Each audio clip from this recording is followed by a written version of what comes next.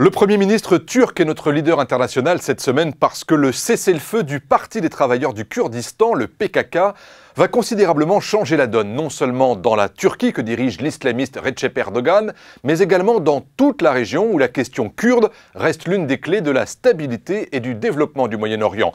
Cela fait depuis le mois d'octobre que les services de renseignement turcs négocient le plus discrètement possible avec Abdullah Öcalan, le leader du PKK, capturé il y a 14 ans au Kenya et prisonnier dans un bagne de haute sécurité sur une île au beau milieu de la mer de Marmara. Les négociations ont fait peur à beaucoup de monde. Une partie de l'armée turque y est toujours hostile, mais également les éléments les plus radicaux du PKK qui ne veulent pas entendre parler d'autonomie du Kurdistan en Turquie, mais seulement d'indépendance. Le meurtre de 3 responsables kurdes à Paris début janvier n'est pas étranger à ces négociations secrètes. Toujours est-il qu'après une guerre frontale de plus de 30 ans qui a fait plus de 40 000 morts, il y a enfin dans la Turquie de Recep Erdogan l'espoir sérieux d'un apaisement.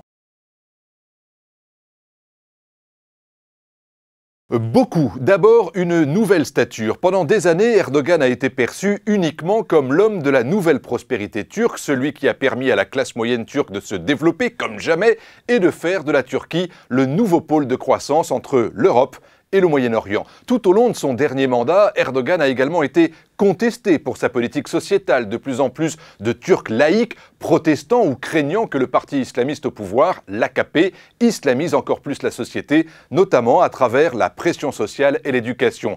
Erdogan, ce n'est pas un secret, a très envie, après 3 mandats successifs de Premier ministre, de rester aux affaires, mais avec plus de pouvoir pour ne plus dépendre du seul Parlement.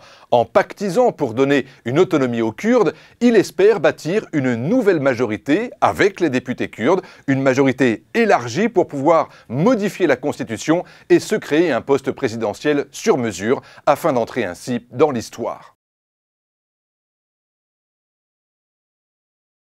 Oui, jusqu'à présent, Erdogan a réussi à remettre la Turquie au centre de la carte. Mais depuis le début de la guerre en Syrie, il a été fragilisé. Il avait cru, lui aussi, à une possible mue de la dictature syrienne de Bachar el-Assad et il a le sentiment d'avoir été trahi. Erdogan est également fâché avec Israël. Ses relations avec l'Iran ne sont pas fameuses, pas meilleures avec l'Irak chiite. Quant aux printemps arabes qui devaient illustrer la viabilité d'un islamisme démocrate à la turque, on ne peut pas dire que ce modèle pacifique ait fait ses preuves. Avec l'Europe, enfin, Erdogan a eu l'impression de donner beaucoup de gages sans rien en échange, si ce n'est des remontrances sur la reconnaissance du génocide arménien et à juste titre sur la question des droits des Kurdes. Et donc, cette initiative en faveur d'une autonomie du Kurdistan qui cesserait de criminaliser l'identité kurde pourrait bien redorer son blason ou jouer en sa faveur en Irak et en Syrie et lui permettre de redevenir un leader incontournable dans la région.